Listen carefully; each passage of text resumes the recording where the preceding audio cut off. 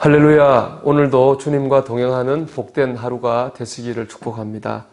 우리가 오늘 본문은요, 어제 본문을 나눌 때 하나님께서 모세와 여호수아에게 이스라엘 백성에게 노래를 지어 가르치라 라는 명령을 내리셨는데요. 오늘 말씀 바로 그 명령을 따라서 이스라엘 백성에게 부르게 가르친 노래가 바로 오늘 본문의 내용입니다. 이 노래는 33장까지 이어집니다. 그리고 오늘 나눈 부분의 주제, 이 노래의 주는 한마디로 말하면 하나님의 사랑과 은혜를 기억하라 입니다. 우리는 하나님의 은혜와 사랑을 기억해야 됩니다. 하나님의 은혜와 사랑을 기억하는 것이 얼마나 귀한지 오늘 본문은 우리 인생의 단비와 같다 이렇게 말씀하고 있습니다. 우리 2절의 말씀인데요. 내 교훈은 비처럼 내리고 내 말은 이슬처럼 맺히나니 연한 풀 위에 가는 비 같고 채소 위에 단비 같도다. 아멘. 이슬과 단비는 공통적으로 메마른 식물 위에 힘을 줍니다. 시들었던 꽃과 나무가 되살아나게 하는 그런 귀한 비입니다. 그래서 이 비를 그냥 비라고 하지 않고 단비라고 합니다. 우리가 영적으로 지치고 삶이 힘들 때 나를 향한 하나님의 사랑과 은혜를 기억할 수 있다면 우리 영혼이 힘을 얻고 우리 삶이 되살아나는 은혜를 경험하게 될 것입니다. 다 죽어가는 풀이 단비를 맞고 언제 그랬냐는 듯이 되살아나는 것처럼 하나님의 은혜와 사랑을 우리가 기억하고 붙잡을 수 있다면 우리도 그렇게 회복하는 은혜를 누리게 될 줄로 믿습니다. 그런데 오늘 본문 7절을 보면은 그 은혜의 단비를 우리 공급받는 통로가 소개되어 있습니다. 7절을 같이 읽어보겠습니다. 옛날을 기억하라. 역대의 연대를 생각하라. 내 아버지에게 물으라. 그가 내게 설명할 것이요. 내 어른들에게 물으라. 그들이 내게 말하리로다. 아멘.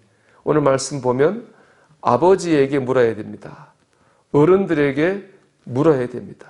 즉 이런 사람들을 통해서 은혜의 단비를 공급받으라고 말씀하고 있습니다. 물론 내가 열심히 기도하고 열심히 믿어서 뭔가 깨달을 수도 있습니다.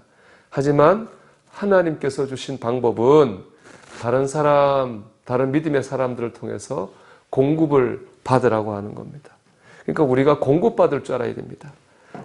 다른 사람에게 물어볼 줄 알아야 되고 도움을 받을 줄 알아야 되고 배우려고 해야 됩니다. 그럴 때 은혜를 공급받게 됩니다. 우리가 겸손 이야기 많이 하는데요. 참 겸손이 무엇입니까? 하나님 앞에서 낮아지고요. 사람 앞에서 굽힐 줄 아는 겁니다. 하나님 앞에서는 낮아지는데 사람 앞에서 굽힐 줄 모른다면은 겸손이 아니겠죠. 우리가 내가 누군데, 내가 목사인데, 장로인데, 권사인데, 부모인데 이런 마음 가지고 있으면 은혜를 공급받을 수 없습니다. 우리가 무게를 잡고 산다고 해서 은혜로운 삶을 살 수 있는 것은 아닙니다. 하나님은 우리가 서로 도우려고 하고 의지하는 마음이 있을 때 은혜의 단비를 공급받을 수 있다고 말씀하고 있습니다. 오늘 우리가 겸손한 하루를 살기를 바랍니다. 배우려고 하고 도움을 구하려고 하고 기도를 부탁하려고 하는 가운데에 영적인 생기를 공급받는 복된 하루가 되시기를 축복합니다. 반대로 오는 도전의 말씀도 있습니다. 누군가가 내게 물어왔을 때 나는 과연 그 사람에게 은혜의 단비 같은 사람이 될 수 있을까라는 도전입니다. 그 사람이 자녀가 될 수도 있고 다른 신자가 될 수도 있습니다.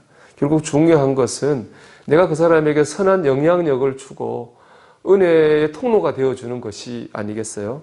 근데 내가 그럴 만한 삶을 살 수 있을까 하는 자신의 모습을 되돌아보게 됩니다. 참 부끄러움인 모습이 많죠.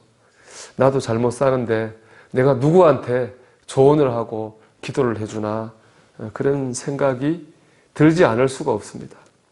그런데요, 국문일보에 실린 존경받는 사람의 비결이라는 칼럼에 보니까 링컨의 이야기가 나오는데요. 소망이 생기는 그런 이야기였습니다. 어느 날 링컨이 신문사 기자와 인터뷰를 하게 됐습니다. 기자가 물었습니다. 당신의 참 성공과 존경받는 삶의 비결은 어디에 있습니까? 그렇게 물었답니다. 링컨이 대답했습니다. 다른 사람보다 실패를 많이 경험했기 때문입니다. 나는 실패할 때마다 실패에 담겨진 하나님의 뜻을 배웠고 그것을 징검다리로 활용했습니다. 사단은 내가 실패할 때마다 이제는 끝장이다 라고 속삭였습니다. 그러나 하나님은 내가 실패할 때마다 이번 실패를 거울 삼아 더 큰 일에 도전하라고 말씀하셨습니다. 나는 사단의 속삭임보다 하나님의 음성에 귀를 기울였습니다. 이 말씀 놓고 보면 그렇습니다. 존경받는 사람, 선한 영향력을 끼치는 사람은 실패를 한 번도 안 한 사람이 아닙니다.